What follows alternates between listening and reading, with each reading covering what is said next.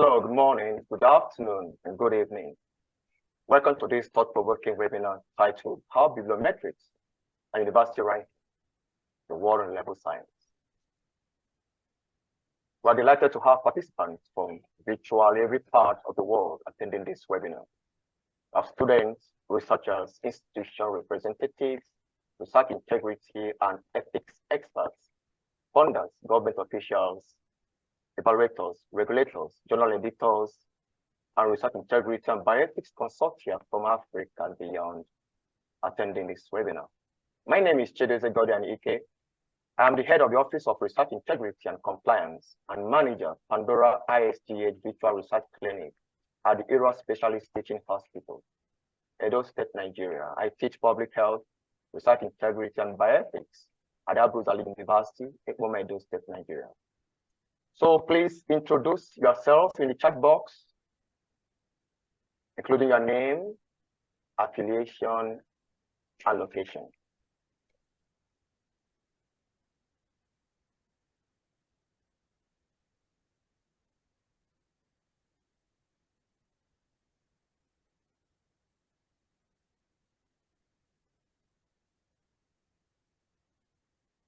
Thank you.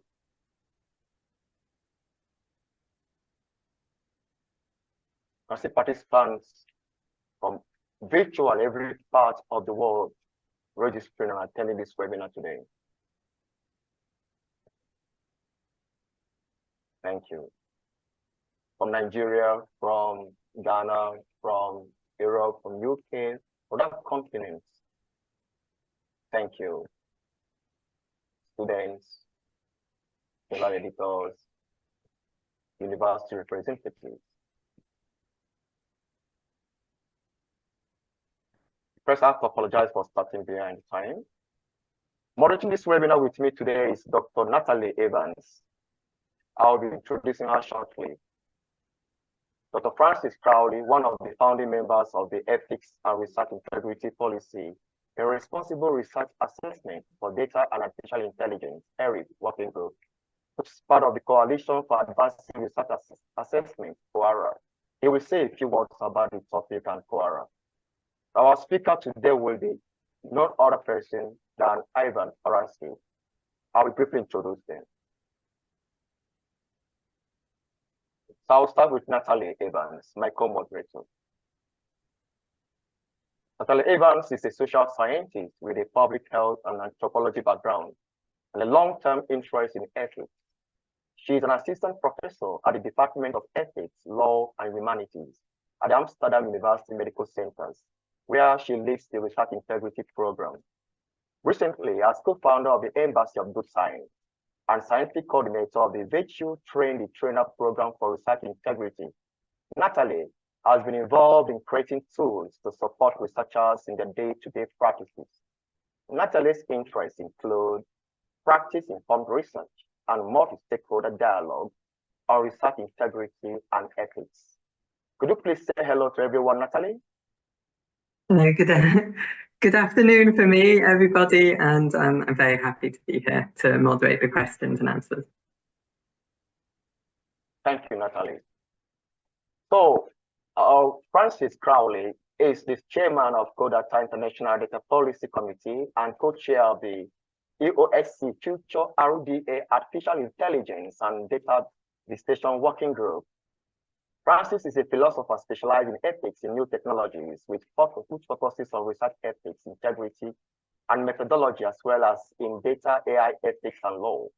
He has expertise in EU, US, international, and country-specific ethics and law. He has worked and published in philosophy of education with a particular focus on the contemporary idea of the European university and the evolution of university education since the 1980s.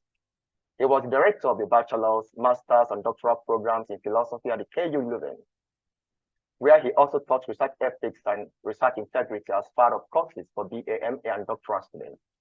He created the first international listing of references for the use of internet sources in philosophy and published one of the earliest papers on the impact of the internet on philosophy.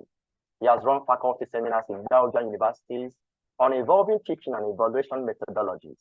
He is a contracted ethics evaluator and project evaluator for the European Commission. Francis has been involved in evaluating various research programs globally for UNAIDS, WHO, the European Commission, and the European and Developing Countries Clinical Trial Partnership, EDCTP, including rules for EDCTP evaluations. He is currently working with Professor Elif and others in ERIP working group of COARA. Francis, please greet everyone. Francis.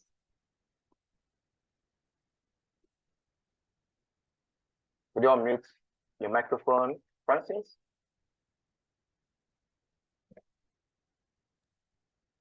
Francis is currently an attendee who needs to be upgraded to be a panelist. Oh, sorry. Okay. Well, before Francis speaks, he's likely going to say hello to everyone. Okay. So we are delighted to have you join us to delve into the topic of citations and publications. This play roles in bibliometrics and school rankings, as we both acknowledge citations are a key measure of academic achievement. Moreover, it is not uncommon for funding agencies to rely heavily on rankings from ranking agencies such as Time, Higher Education, Shanghai, QR, and US News. In fact, these rankings can even impact the career prospects of tenured teachers or professors. Although bibliometrics and rankings have become an integral part of academia, there are growing concerns about their complexity and reliability. However, a more significant and often overlooked issue is the tendency to reward unreliable science, which raises serious questions about their appropriateness. But we are happy today that our guest speaker, a global expert on this matter and similar issues such as retraction, will share his insight. But before I introduce our guest speaker today, a few housekeeping. If you have any questions, we would happily address them. Please keep your questions brief and straightforward. There is a Q&A box for questions or comments, or you may put your question in the chat box. But if we run out of time and we cannot answer your questions or take your comments, you can send them to us through our website or to me at themanager@myresearchclinic.net. We will make sure to get back to you as soon as possible. But for those who miss this webinar, they can view the recordings on our YouTube channel. Now, our speaker for today, Professor Ivan Oransky. Ivan Oransky, MD, is co-founder of Retraction Watch, editor-in-chief of The Transmitter, and distinguished journalist in residence at New York University's Carter Journalism Institute. Ivan previously was president of the Association of Healthcare Journalists and vice president of editorial at Medscape. He has also held editorial leadership position at MedPage Today, Root of Health, Scientific American, and Scientist. He is the recipient of the 2015 John P. McGovern Medal for Excellence in Biomedical Communication from the American Medical Writers Association. And in 2017, was awarded an honorary doctorate in civil laws from the University of South Carolina. In 2019, the judges for the John Maddox Prize, which promotes those who stand up for science in the face of hostility, gave him a commendation for his work at Retraction Watch. Please give a warm welcome to our guest speaker, Ivan Oransky. It is great to have him here with us today. So, Dr. Ivan, the floor is yours. Thank you very much, Adosi. It's really great to be here with all of you, and I really appreciate the invitation to speak and to really have a conversation, I hope. I know that we have a bit of time today, and I really hope that we can engage in some dialogue about these issues. I have my own point of view based on our work at Retraction Watch and some other and work that others have done. But I also want to hear what the concerns are, what the questions are, and frankly, what the challenges are to any of the claims I make or any of the comments I make, or even any of the data that I present to you. So I'm going to, let's see, start presenting here.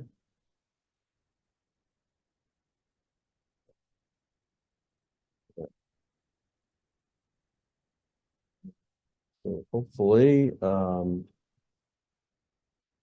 once I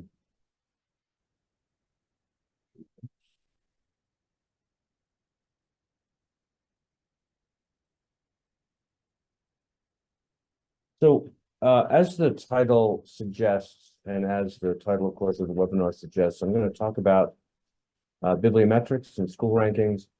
This is a very much an international issue. It's one that we at Retraction Watch have been watching and monitoring. It's not something that we report on every day. We report on retractions, but it's something that has concerned me certainly more and more, and also my colleagues at Retraction Watch, about the way that these very upstream sort of policies and procedures and systems are not only discouraging good science, but actually rewarding bad science, rewarding unreliable science.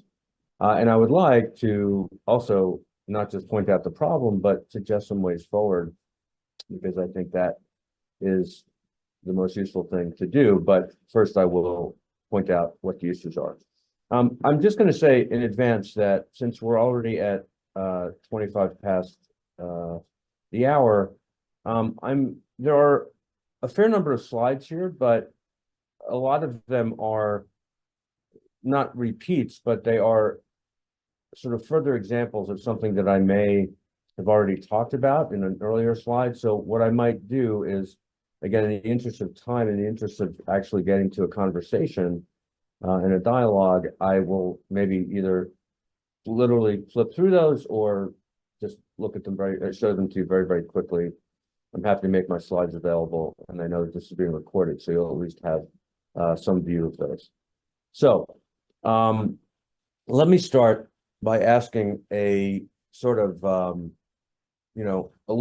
this is a bit of a joke question. It's an attempt to be humorous about what is actually a serious situation, but to hopefully get us all thinking about what is really going on in terms of citations in particular. And I'm going to explain in a moment why citations are so important and why I'm going to focus on them. But before I do that, I thought I would have a little bit of an exercise this morning and ask you how much you think a citation to a paper, so in other words, somebody referencing a paper in their own work, which then gets counted into various indices like Web of Science and Scopus and Dimensions and other places like that. How much is a citation worth? And you might say, well, I've never been paid for a citation. I've never paid for a citation. And I hope that that's true, because if you are paid directly for a citation, then that is its own ethical issue. However, these are different estimates. Again, a little bit of what we say here, tongue in cheek, a little bit of a thoughtful joke. But these are all attempts to quantify how much a citation is worth. And I will be telling the stories of some of these and how they came to be in a little while. But what this gets at is that citations actually can be directly translated into, or sort of almost exchanged, like an exchange rate of, say US dollars and euros or some other currency.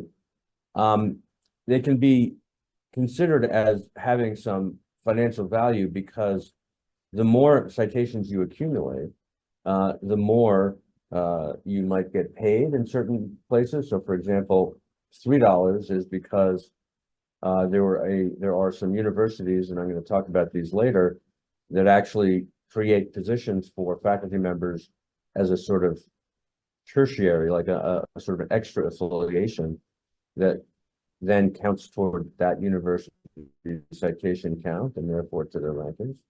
And they pay someone about $70,000 US to be one of these faculty members and not do anything except add their name to a paper, add their affiliation to a paper. $6 is actually what one publisher, until we started writing about it and they stopped this, one publisher was offering other researchers to cite per paper. And you could actually do this up to $30 US per paper, 5 different references. And then there's someone who says, well, if you do certain kinds of math, and if you look at granting and you look at financial, sort of reward in terms of grants for universities and of course for researchers, you can actually say that they're worth $100,000.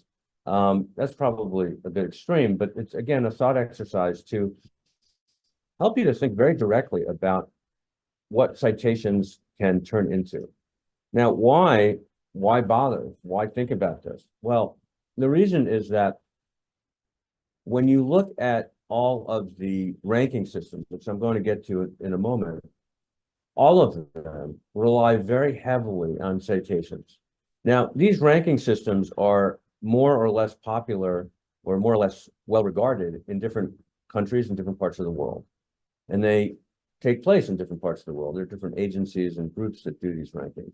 But these rankings are used by national governments. They're used even by international agencies, certainly by universities, to rank universities and therefore apportion how much funding those universities get for research or even for overall expenses, an overall budget. And so what I'm trying to say here, this is of course a map of Italy. All roads lead to citations, and I want to show you that in a moment. So again, keep in mind, these ranking systems are used for financial benefit and financial, sort of apportioning, giving out funding. So what can we see? Well, if you look at Times Higher Education, which is a commonly used ranking, 30% of that ranking is due to citations. It says it right here. This is literally from Times Higher Education's website. I didn't sort of find this out. It wasn't a secret. They don't keep secret. And then so that's 30% of citation of the ranking is due to citations. And actually it's more than that, because if you look at some of the other criteria, they include citations in there. So about a third of the ranking it relies on citations at Times Higher Education. Citations, as it happens, and I'm going to talk more about this in a moment, are very, very easy to gain. In other words, to manipulate. To get people to cite you or to cite your own work and do things like that, create these sort of elaborate schemes. And it's not surprising, given that, again, of all the criteria here that are used, citations are the easiest to gain. And so it's not surprising that that is what happens. Shanghai ranking, similar issue. If you look at number of papers published and where they're published, if you look at highly cited researchers, which again, of course, is based purely on citations. This is, again, the Shanghai ranking, another system that people use to rank universities, relies heavily on citations. Same thing at what are known as the QS rankings, another system that's being used. So citations per faculty, 20%. And in fact, again, academic reputation also includes citations in some way. So a significant, percentage. U.S. News, which is at this point, very controversial system here in the United States, but one that a number of universities, medical schools, graduate schools rely on. And again, if you look at this, and it's so small on my screen, I can't even read it to myself, unfortunately, but citations are, and number of papers published are definitely key. I see here percentage of total publications that are among the top 1% most highly cited papers. And right there at the bottom, I mean, it's not the only part and highly cited. So then what happens? This is a picture, in case it doesn't come out clearly. This is a picture of sheep, because we know metaphorically they like to follow each other. And so evaluations at different countries follow these national rankings, and they follow citations. So therefore they follow citations. National evaluations have a very direct link to how much funding a particular university receives. The UK, just one example, they're perhaps the best known because they're probably the most transparent about their system. And so they've actually said, although they haven't changed very much yet, they've said that citation information is not sufficiently robust to be used formulaically. However, they're also saying that they're going to continue using it. So at least there's some element of question, element of doubt, but it's still a key part of their strategy and of their approach.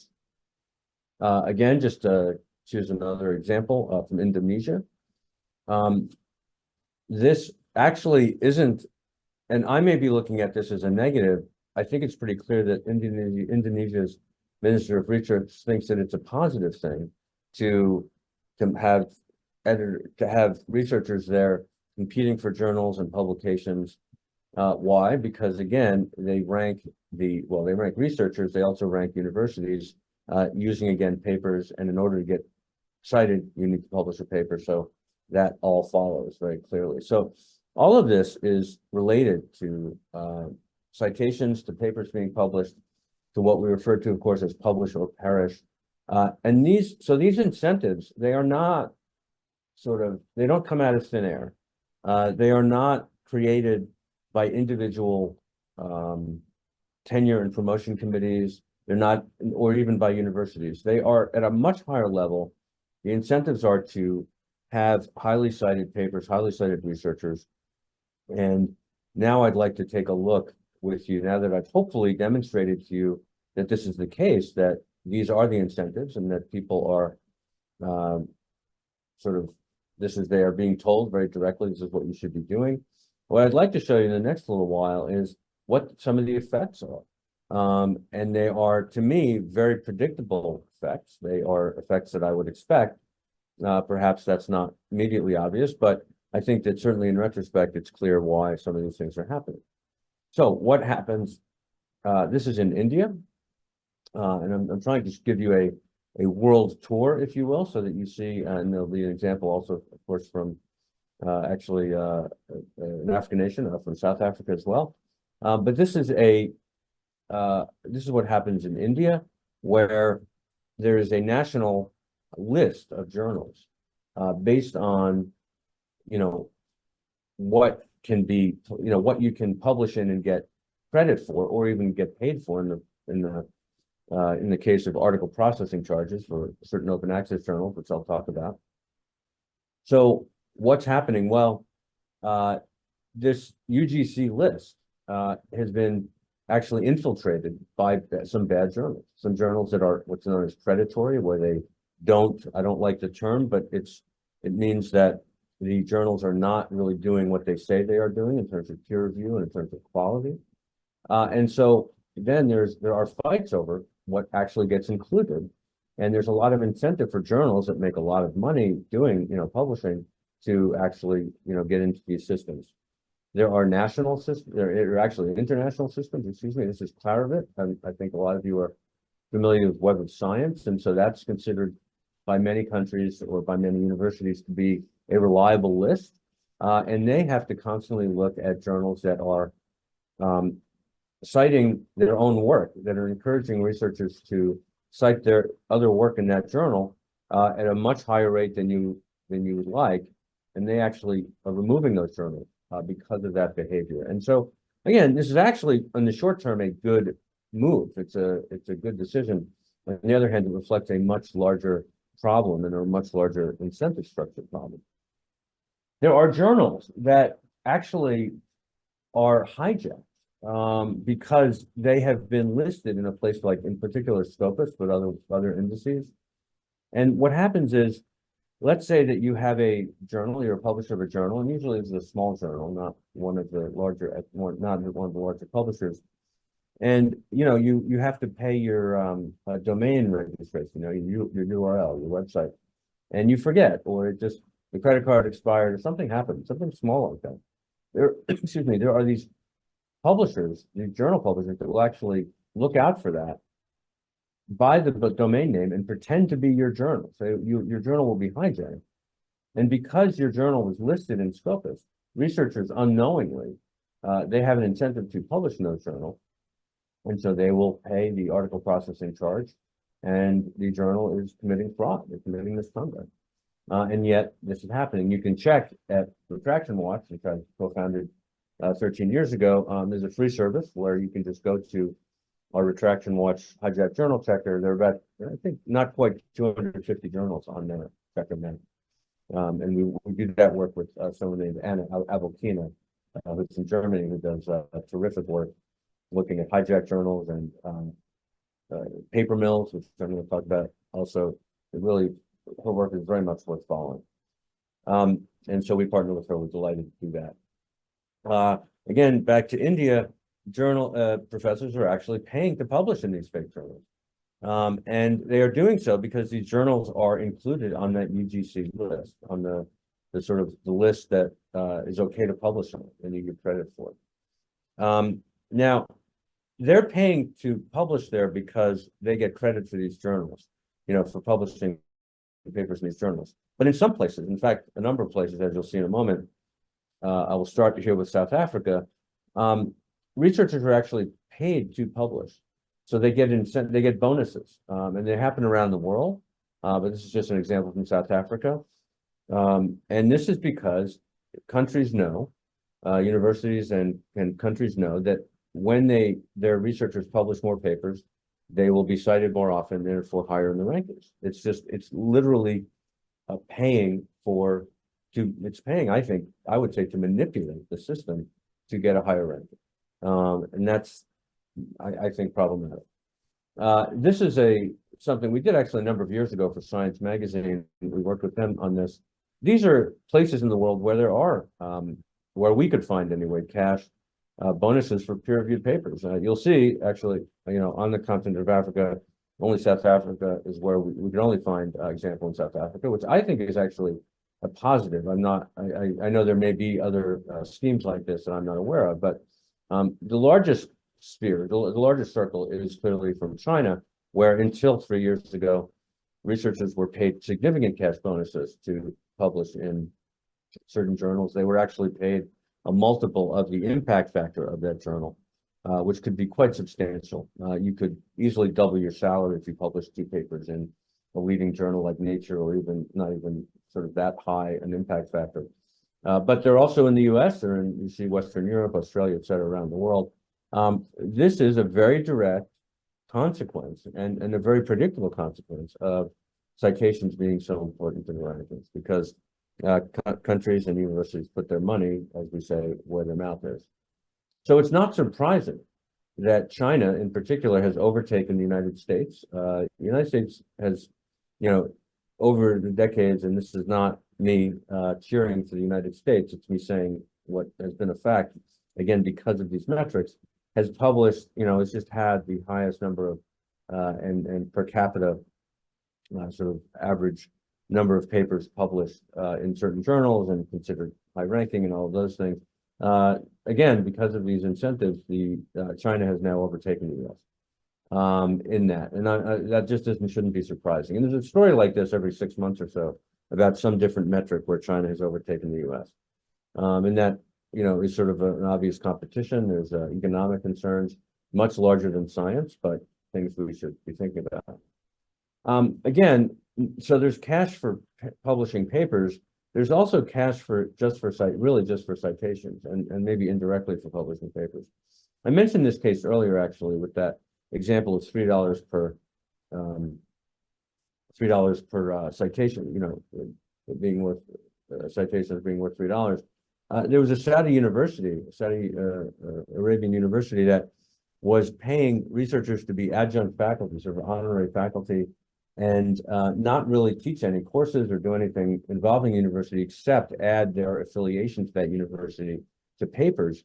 And so, for example, in math, this particular university was ranked in the top 10, above sort of major universities that are known for math around the world, where no one had ever heard of it for math. And that's simply because it was based on citations.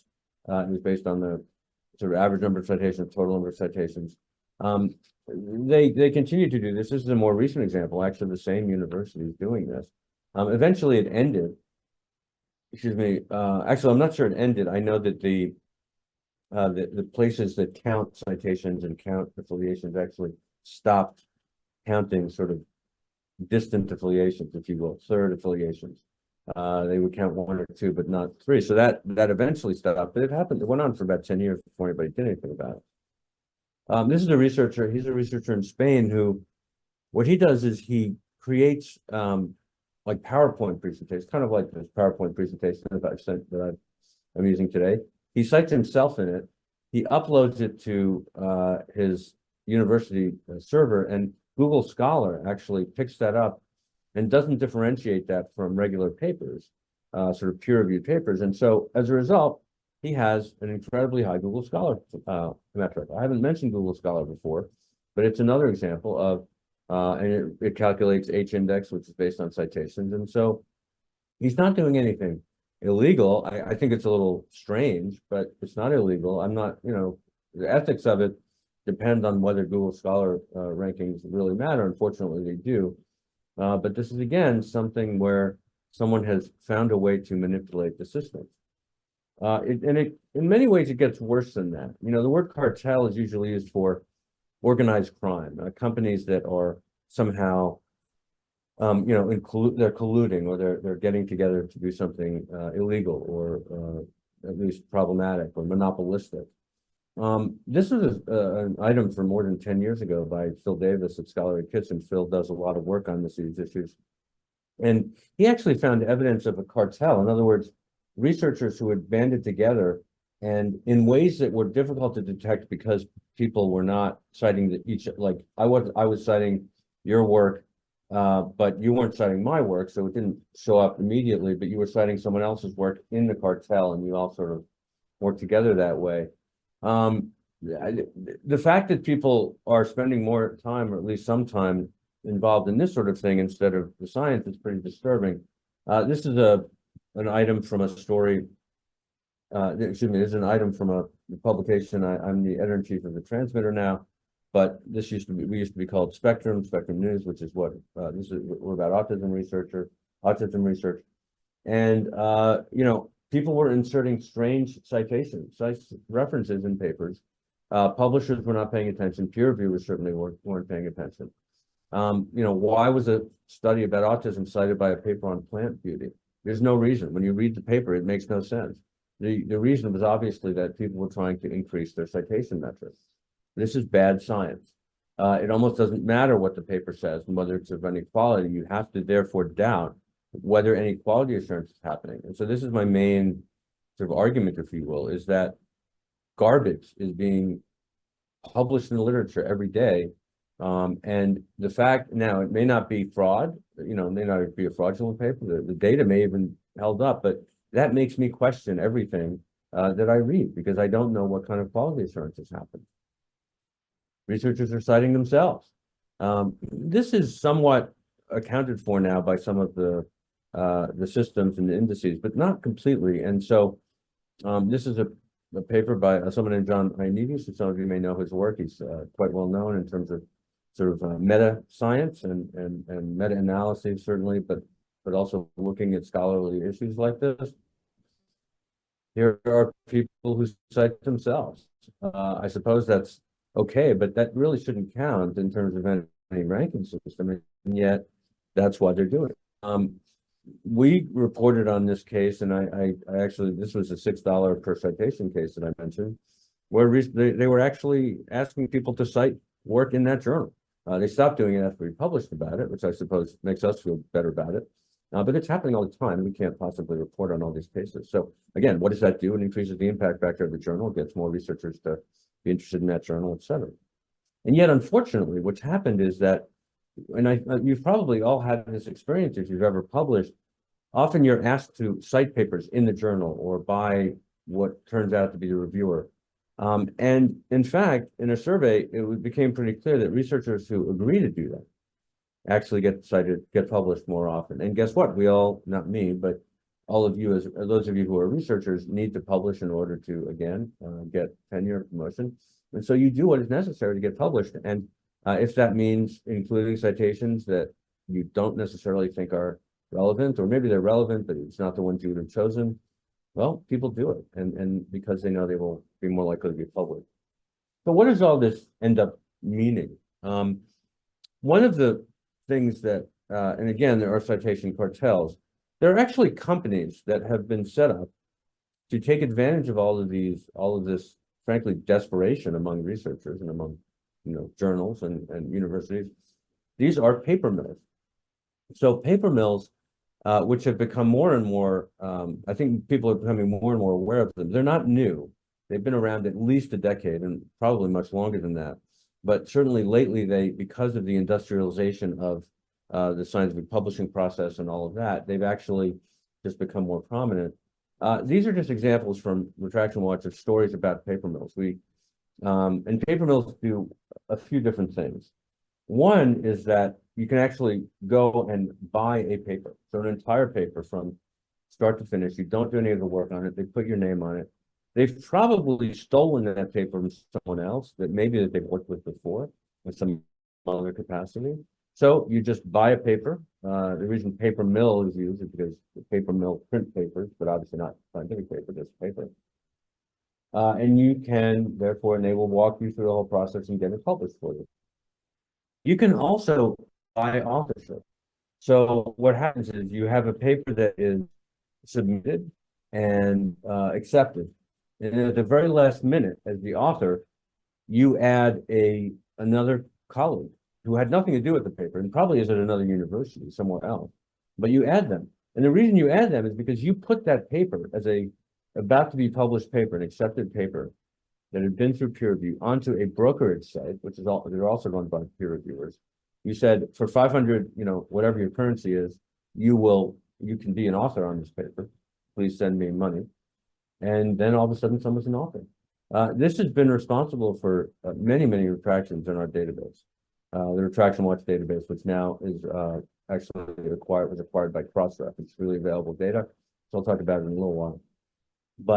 And so publishers, as you see here on the bottom right, are retracting hundreds of papers at once. Hindawi, which I'll talk about in a second, has retracted 8,000 papers. Some of you may have read about that in Nature this past week. Other researchers are actually finding ways to peer review papers themselves. They submit fake email addresses when they're asked for peer review recommended peer reviewers, recommended referees, and they peer review themselves. We wrote about this for the first time in 2011. This is a piece we did in Nature in 2014 about it. Since then, publishers have tightened things up, and so it's harder to do this, but it's still happening. But again, why? Because people need to publish, and if you peer review your own paper, you're very likely to say it should be accepted. There's even cases here in the United States where, essentially, paper mills and journals that are very, very dodgy, very sort of not a good reputation, are actually helping high school students publish papers so that the high school students can get into college. It's very, very competitive to get into the top universities here in the United States. And parents are doing whatever they have to do in order to get their children in. And appearing as a 17-year-old to publish in a peer-reviewed journal sounds pretty impressive. The problem is that most of these papers are being published are just garbage, and the journals are garbage. And so what all this leads to is, metrics being gained. Again, citations and rankings, these are all, even citations are part of the metrics, and they can be easily gained. This is a book that came out of a conference I spoke at a number of years ago. I contributed a chapter to it. It's an open access publication from the MIT Press. It walks through a lot of these examples, actually in much more detail, obviously, than I can do in a short period of time. But it talks about how this whole system is being gained. There's something called Goodhart's law, which says that any metric will eventually be gained. It doesn't say exactly that. That's the paraphrase of it. And it's true. And if you think about anything in your own life that has nothing to do with science, think about some metric and whether or not you qualify for something. Are there people gaming it? And there certainly are. So what happened during the pandemic? I think it's just worth mentioning that the impact factor of the Lancet more than doubled, which actually made it higher for the first time in 45 years in the New England Journal of Medicine, just as evidence that journals are also chasing these papers that are going to be highly cited. So it's this whole universe, this whole sort of constellation, this ecosystem of chasing citations at every single level. And when you chase citations, what happens? You end up publishing papers that are not high quality. The Lancet had to retract, so did the New England Journal for that matter, very high, highly, probably would have been highly cited paper if it hadn't been retracted so quickly, a very controversial paper. And the same day, actually, the New England Journal had to retract the paper that was allegedly from the same data set. And there have been 375 retractions of COVID-19 papers, which isn't necessarily a higher number than you would expect. But there's been a lot of sloppiness, a lot of people trying to move too quickly to get published. Now, again, part of that was because they were trying to, treat and cure and prevent COVID-19. So I accept that that is part of why they were doing this. However, you could do the same thing by, publishing in preprint, but people were trying to publish in journals, and the journals were taking advantage of getting cited. Publishers, though, follow the money. We all follow the money, actually. This is, I realize this may not be all that clear, but this is a movie, a very well-known movie about Woodward and Bernstein in the Washington Post, who exposed it's called All the President's Men, and they exposed the Watergate scandal in the early 1970s here in the US. But one of the rules that came out of that was follow the money. And they were able to discover what actually was happening in the White House and before the election and all of this because they followed the money. They saw where the trail of people getting paid to do certain things, including break into the Watergate Hotel and all of this. They followed the money to find that out. Publishers do the same thing. So, here is what are known as special issues. Special issues have really captured a lot of attention recently. They are journal publications that they seem to be, they're definitely growing. As you can see here from one particular publisher, NDPI, they are dramatically increasing the number of articles and special issues. They are maybe called topic collections elsewhere. And they do not clearly go through the same level of peer review, of rigorous peer review that other papers do. And they also seem to be very vulnerable to paper mills. What we've seen, and Hindawi is a good example, I'll get back to that in a second. What we've seen is a lot of these papers end up being retracted because people are either imposters, they're actually using, stealing someone's identity to become an editor, or the editors are actually compromised themselves. And meanwhile, researchers are facing real problems in terms of paying for this and real constraints and real pressure. So they have to publish. And this is a paper that was from a few years ago now that is examining this issue of this dilemma for scholars in Africa, for researchers in Africa. Can you afford to publish? Can they afford to publish? And because these rates, they could start in the hundreds of dollars US, they can go up to the thousands of dollars, even more than $10,000 US. That is a significant budget impact for anyone, particularly in lower income countries or middle income countries that do not yet have the budgets to pay for article processing charges. And yet, what do publishers do? They just keep publishing, as you see, more and more of these issues, and all of these are based on article processing charges. So what ends up happening? Well, publishers end up stumbling. So they are facing issues where they had to retract. In this case, this was Springer Nature, and these were not article processing charge open access papers. They were actually typical subscription papers. The authors weren't paying.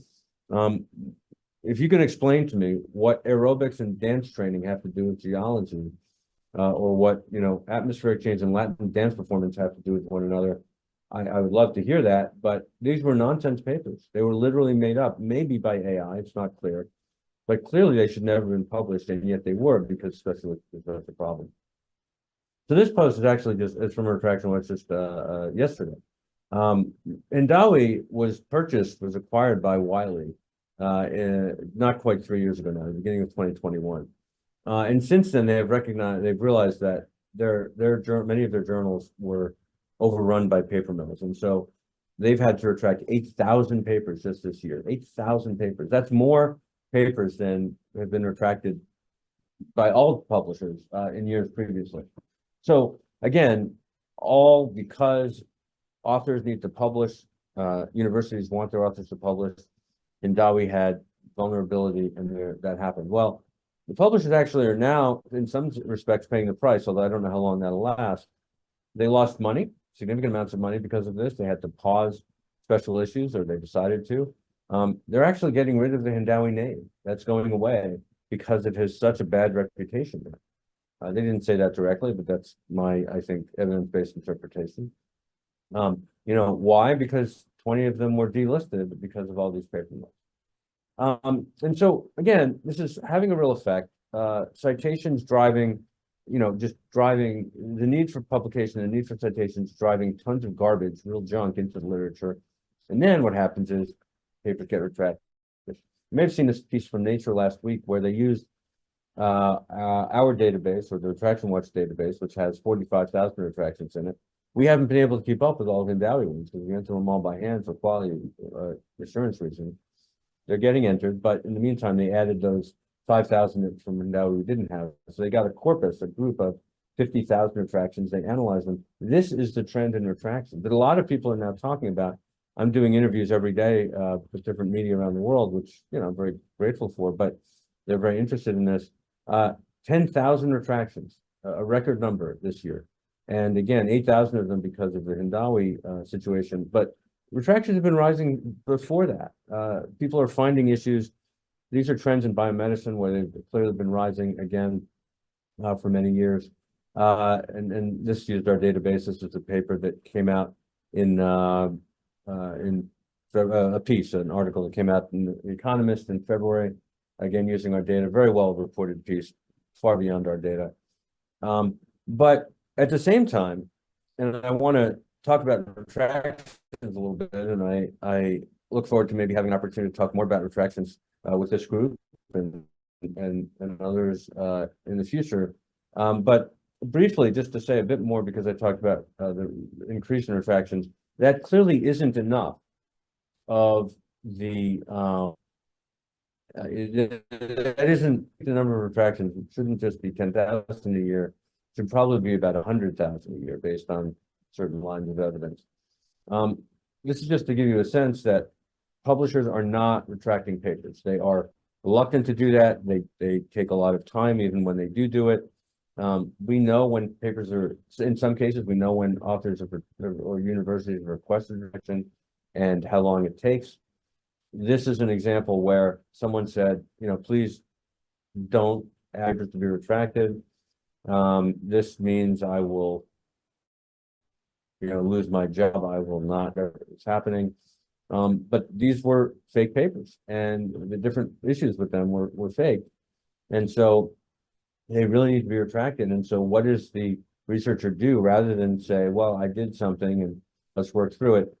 Says to the sleuth who found the problem, the sort of detective who found the problem, you know, please go away, please stop. And that, you know, that I can sympathize, but again, we should be looking about what's good for science. And the fact that this researcher was pressured to publish, and therefore, you know, there was more junk in the literature, that is a direct that's a direct effect of the need for citations. Resuing one another, or suing publishers, suing journals. I don't know how common this is in all parts of the world, but in the United States, and we've seen it in other countries as well, people, even when they're criticized, they get they sort of sue for defamation, they sue for libel. This is really bad science, I would argue. There's another researcher, particular researcher in the U.S. He's from Italy originally.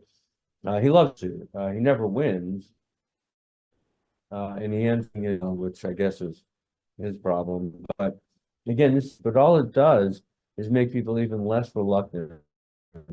Excuse me, even more reluctant because they're scared of being sued. Publishers are reluctant because they have a lot of attorneys to retract. So what ends up happening is that it's a slow, opaque, and inconsistent process from this paper. Researchers they tried to contact 36 different journals. Fewer than half of those journals actually got back to them about what they were going to do about the issues they raised. And these are researchers that are really good track record. They're finding issues. They're responsible for a lot of retractions. In the UK, I gave testimony a while ago now for this particular report, and they said, well, this process shouldn't take more than 2 months. And that's somewhat arbitrary, but a lot of people, even in a country that, again, uses citations for, and maybe because they use citations for their research evaluation exercise, excellence framework. They're saying the Parliament, the committee in Parliament is saying you really need to speed up the process of correction. But again, because citations are so important and retractions tend to limit the number of citations or decrease the number of citations, it's not happening. Again, just to give you quickly, I've sort of hinted at this, but the number of papers that should be retracted is much higher than the number that actually is. This is a group at Indiana University. Actually, they were University of Alabama, Birmingham at the time. That looked 2,000 different papers. Only 8 of the journals actually wrote back to them. One of them is the lead of this group is really a leading top epidemiologist, statistician, and his issues were real and needed to be addressed, but nobody was. This is a paper that came out many years ago, but Elizabeth Fick is the first author. She was not as well known now she's very, very well known as a sleuth, as a detective finding issues. She looked at 20,000 different papers and found that 2% of them had features suggestive of deliberate manipulation. Those should be retracted, and only a fraction of them have years later, which is again why I think that probably 2% of retractions rather than 0.2%, excuse me, 2% of papers rather than 0.2% of papers should be retracted. This has a real impact on reproducibility rates. If you are pushing garbage papers, it's not surprising that reproducibility, in other words, the ability to replicate, reproduce particular work, is at best 50%. Now, should it be 100%? Probably not. But these are the failures to reproduce, so they should be as low as possible. Again, people are rushing to publishing papers that don't hold up, findings that don't hold up, and this is really a problem that is represented again in bad science, or I should say non-reproducible science. Some science you want, not that you want it to be reproducible, you would expect it to be, and actually, that means people are trying new things and what have you, but not this high. What's fascinating to me is that no one does anything about papers that have been retracted and what their citations are. Those still count.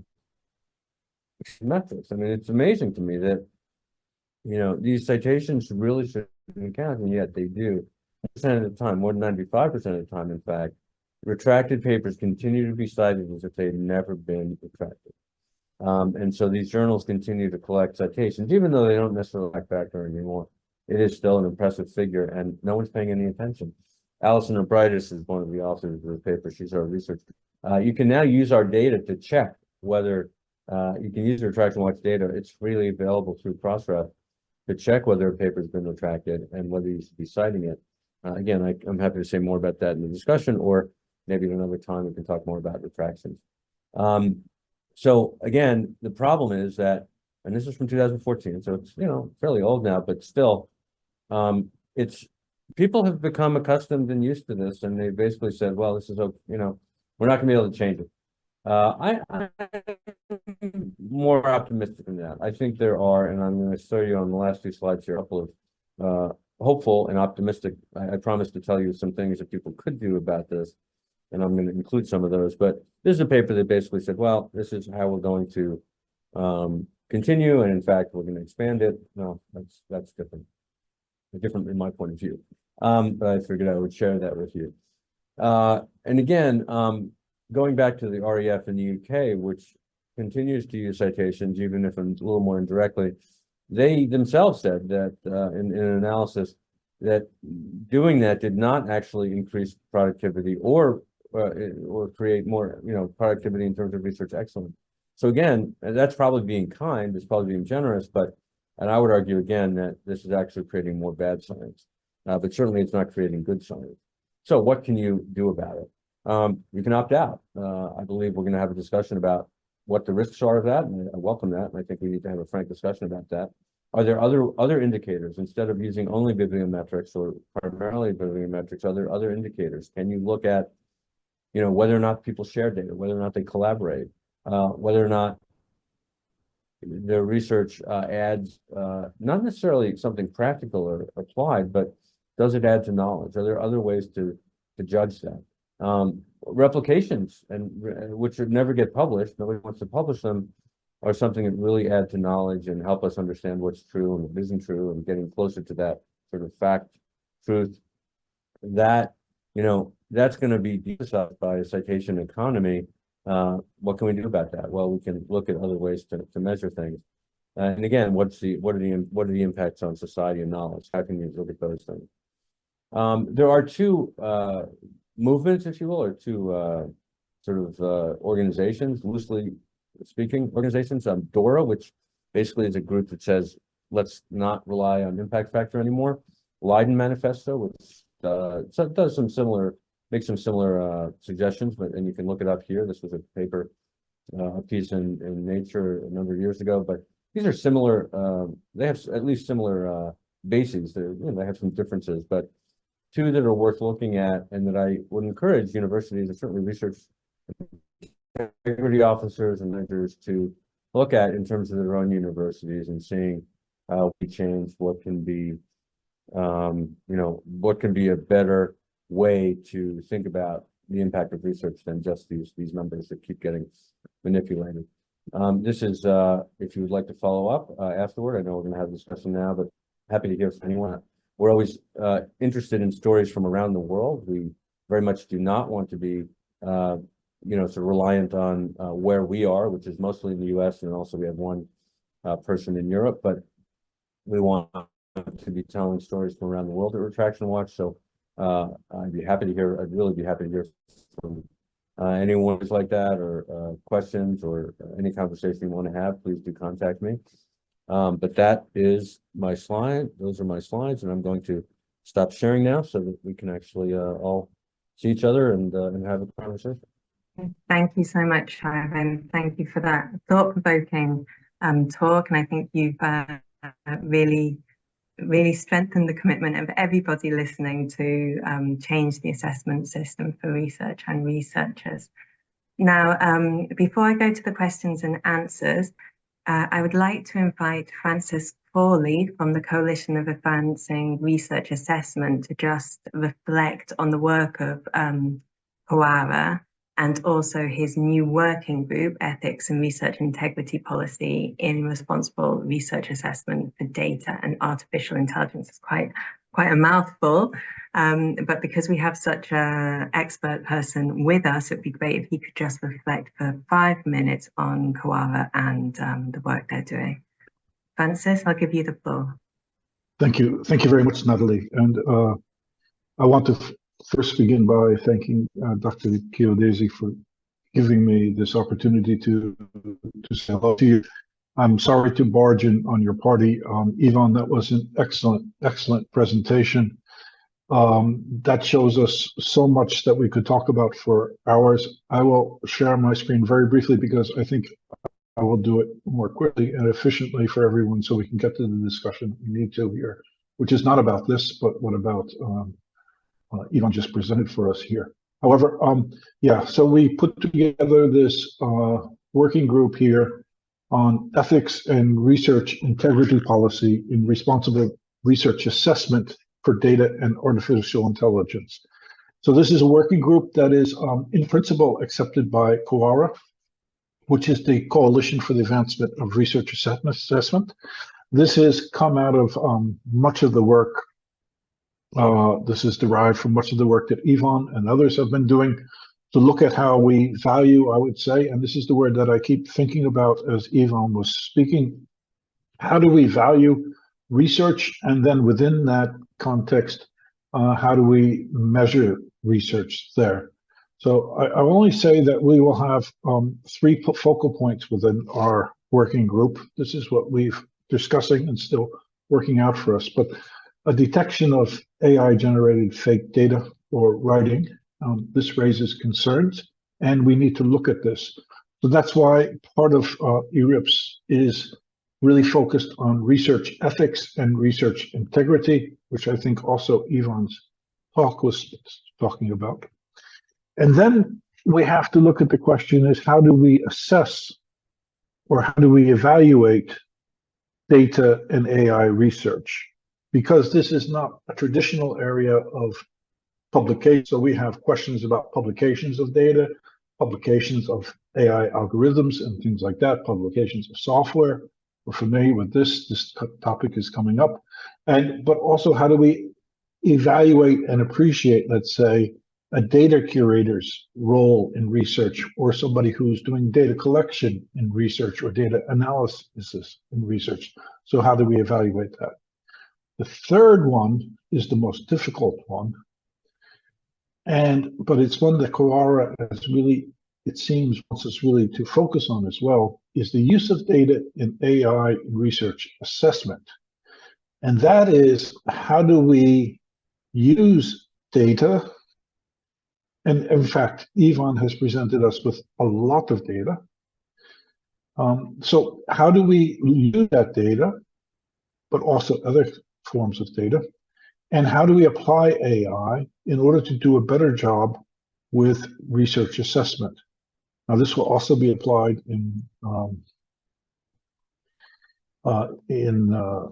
peer review and other places. But we want to look at this here because probably if you see the vast amounts of research that is published today, the vast amount of publications, and the importance that these publications have, we're going to have to rethink how we assess people and how we can better understand and appreciate this new and fastly evolving landscape of knowledge and the role of the researcher and research institutions in it. So that is what we will be doing within our small Quora working group. I'm happy to say that Dr. Chiazose and I were both co-chairs, along with a number of other people who are co-chairs in this working group. We do this together equally. Quora has started out as a European organization. It is trying to expand. Our working group includes really from California to Auckland. So we're including the whole world, north to south as well. We'd love to have other people on board. And that's enough of that advertising. Please.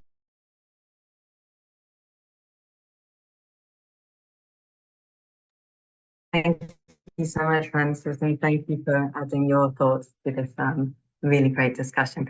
I don't have any questions from the audience, so I suspect the question and answer function isn't open or isn't working. So if anyone has questions for our panelists, please do put them in the chat, because I can't see them on any questions and answers. I do have some questions though, prepared, just in case there weren't any. So I would really like to hear from Ivan or Francis. I'm from a country that is integrating narrative CVs into the assessment of researchers. It's been done quite thoroughly, and it's been supported at all levels from funders and institutions. And yet we still see challenges in its integration. So my question to you was, are there any potential challenges that researchers might experience if their universities adopt alternative evaluation approaches, particularly in the short term? And how might universities address these challenges? I'm sure you both have thoughts about this. Sure, I do. I would very much like to hear Francis' point of view here as well. I think that one thing is that we do need to maintain some, significant fairness, and so I think that it's important for universities to be upfront about what they're doing and to do it in an intentional and deliberate way, because I think that as much as I would like to see change, we all know that change can often affect some individuals far disproportionately to others. And so if you have, had an agreement, some sort of understanding when you were hired, and suddenly things change, I think that most universities would be reasonable about this and have some sort of grandfathered, that's an unusual term, I suppose, but just sort of, some, the old rule will follow you until such time. I think that, but I think also that it's important for researchers themselves to get involved, whether it's with Francis' work, which Francis Group's work, which I'm very happy to hear about, and I look forward to learning more about to this group speaking with today and others. Because I think that there's also a ground sort of thing that happens, and it needs to be from every direction, and so it can be a very courageous or maybe even risky or feel risky situation. But I think that there are more and more people who are recognizing why this work is important and why it's important to change. And I think that itself can be part of the narrative, research narrative, and be hopefully rewarded for great work that it does. Francis, any thoughts? Well, firstly to you, Natalie, I think that's wonderful you're doing the narrative CVs, because as you could explain better than me, it's going to give us a better understanding of how people contribute to science, but also teaching, to society, to their institution. I think there's a group, maybe you're leading it or you're on it as well. So I don't know too much about that, but I think it's great. And I thought Yvonne's presentation was great. Of course, Retraction Watch, if there's anything that has impacted publications, it's been Retraction Watch. It even impacted the pandemic in a huge way, and the science in the pandemic in a huge, huge way. And there was very interesting discussion too about the Lancet and the role the Lancet played there, which was really important. We have, it's been a long time since I've taught research ethics, and I always found it very, very difficult to discuss with the students this idea of falsification of research or plagiarism. I found it very uncomfortable, because I felt as a teacher, you are looking at you in a suspicious way, and suspicion is a terrible thing, and we don't want that in science. Nonetheless, we have to have integrity, so you have to teach it. It's a very unpleasant thing to do. I can imagine, Yvonne, you feel that too. It's really unpleasant to be confronted with this here. But we have to do it. We have to have integrity in science and in research. It's really important. Again, we saw that in the pandemic, saw that with the entire discussion around science there too. And this discussion that Yvonne's bringing to us and Natalie is bringing to us is not just this discussion about publications, I believe.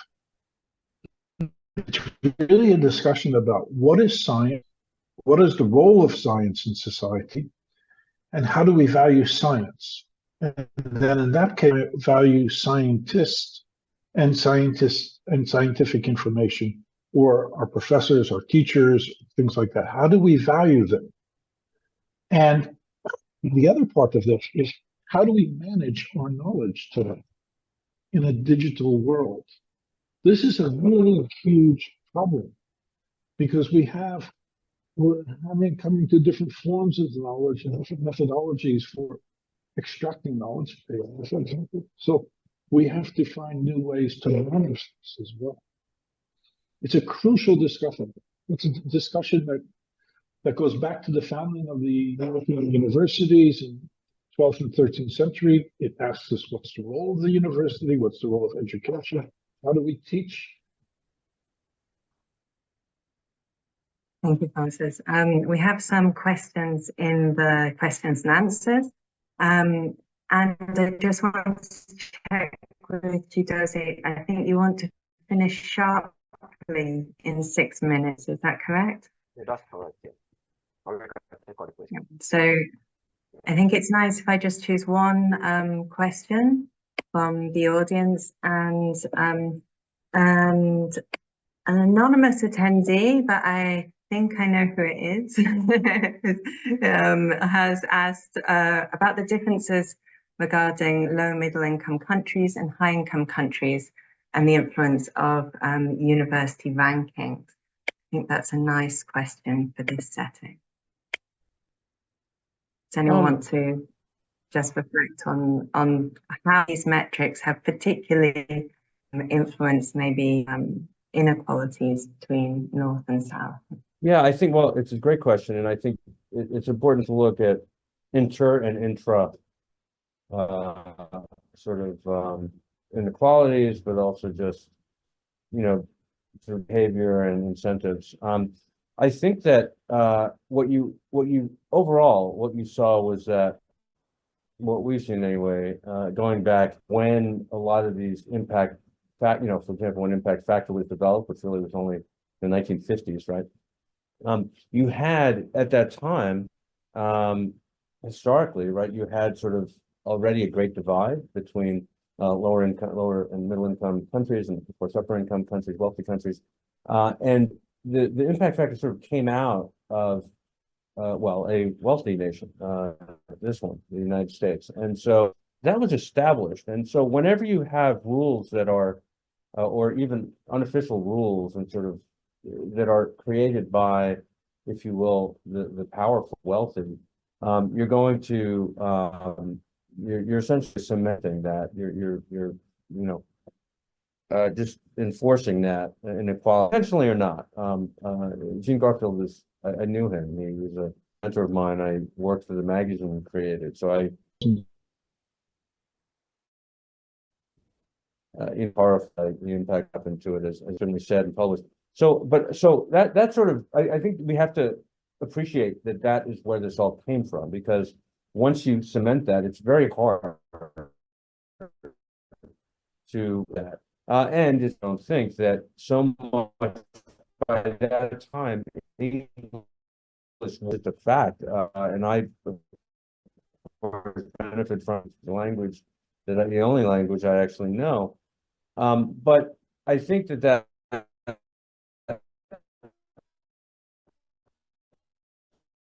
cemented a lot in history class. But then when you and then other countries started adopting similar approaches, I think that within each country, we do see some relationship, but I wouldn't claim to statistics on and how important to rank. So, although China is a bit of an outlier as it is for many things, because there just isn't as much funding, you're going to sort of see a much, more fierce competition on rankings like this. And I think that there's also a where there is a sort of healthy respect and culture, as Francis was referring to, of scientific integrity, then actually we tend to see less of this sort of gaming of the metrics, although it still happens. And so it's a complicated answer that I can't obviously do justice to in a few minutes we have. But I think it's a fascinating question. And, frankly, I'd love to see some sociologists and historians take a look at these things. I think that would be fascinating work. Thank you. I wish we had time. I was just struck by the Times higher education rankings about reputation, how much reputation was also a percentage of the rankings, and that's just another form of bias as well. So I'm afraid we can't go into it any further because we have 1 minute left. So I want to pass over to Tuesday to finish and to close. Thank you so much. Thank you, Natalie. I wish you had all the time. I've taken all the questions. Thank you, Dr. Francis. I'd like to talk about research assessment and what we do at work. We wish to extend our sincerest appreciation to Professor Ivan for adequately addressing these topics. And I think his approach has led to an enlightening conversation and this conversation. So, Ivan, we cannot express enough gratitude, and we sincerely hope you will consider joining us for future events. Thank you, Ivan. Thank you all the participants that stayed to the end of this program, and thank you for active engagement. And we believe that next time we'll have enough time to answer your questions.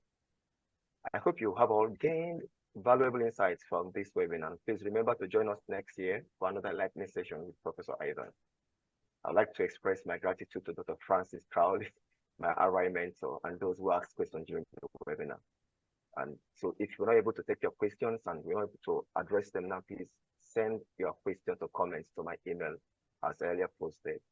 We are grateful to my university, Ambusal University, Edo State, Nigeria, for the enthusiasm in promoting research integrity and willingness to join COARA. AAU, thank you. We thank all university representatives, organization students, researchers, and funders and journal editors for attending this webinar. Please keep visiting our website for updates on future webinars. Thank you, my co-moderator, and also my RI mentor, Dr. Natalie Evans, for professionally handling this short time question and answer session. I couldn't have asked for a better moderator. I want to thank you, the management of Yerua Specialist Teaching Hospital, Yerua Edo State, Nigeria, and Pandora-ISTH Consortium, funded by the EDCP, for creating this global learning platform and for supporting responsible science education for researchers in Africa. Thank you, Dr. Harry Daniel Sogun, the PI Pandora Nigeria, and the research clinic team of public health physicians and scientists at ISTA for their behind-the-scenes work. So please visit our website and YouTube channel for the record in case we missed it. We'd love to hear from you about our experience and improve our future webinars through your comments. Please let us know if we wish to partner with us to promote research integration in the region and worldwide. With that, we conclude this webinar and wish you all a happy holiday and a prosperous 2024. Bye. Right, thank you. Bye, everyone.